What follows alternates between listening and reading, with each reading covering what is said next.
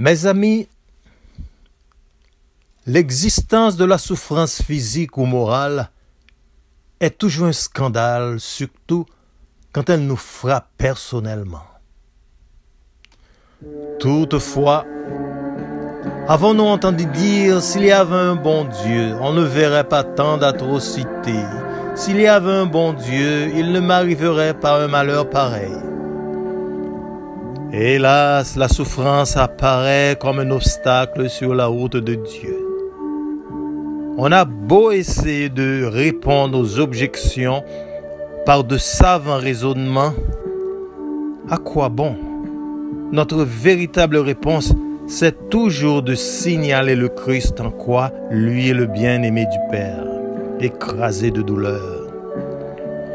Nous proclamons un Christ crucifié, s'écrit Saint Paul, scandale pour les Juifs et folie pour les païens. Ailleurs, Jésus met en garde ses fidèles contre la tentation de vider la croix du Christ. D'ailleurs, le message de Jésus est on ne peut plus clair. Si quelqu'un veut venir à ma suite, qu'il se charge de sa croix et qu'il me suive.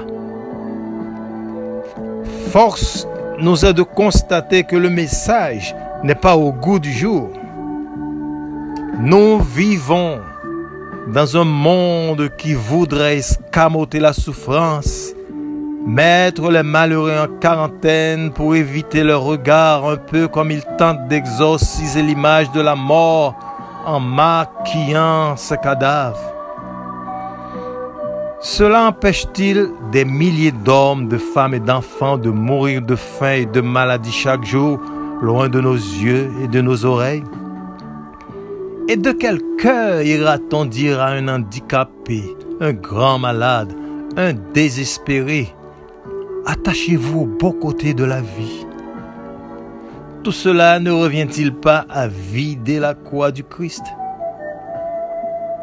Il n'y a pas de christianisme valable si on ne prend pas à bras le corps toute la souffrance humaine dans sa réalité, sans tricher, en se mettant à côté tout près de ceux qui souffrent, faute de pouvoir se mettre à leur place.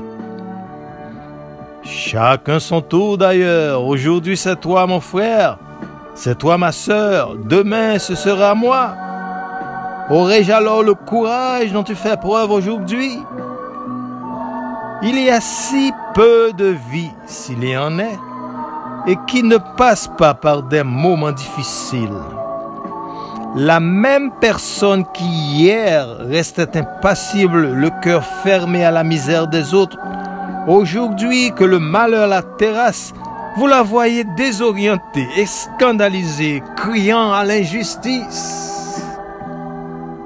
Il existe de par le monde une communion de la souffrance, comme si pour un motif mystérieux, il fallait en avoir fait l'expérience pour être véritablement un être humain responsable. Nul ne se connaît tant qu'il n'a pas souffert, a dit un poète, et c'est bien vrai. Non pas qu'il faille désirer souffrir, quelle imprudence ce serait, mais il faut être prêt à l'accepter, cette souffrance, lorsqu'elle se présente. Attitude plus humble sans doute, mais combien difficile.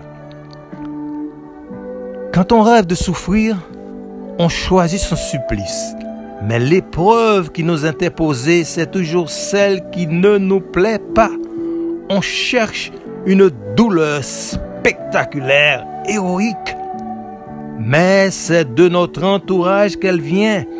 Telle personne difficile à supporter, tel échec là où on espérait tellement briller, telle maladie ou un accident quand on a le plus besoin de ses forces pour triompher.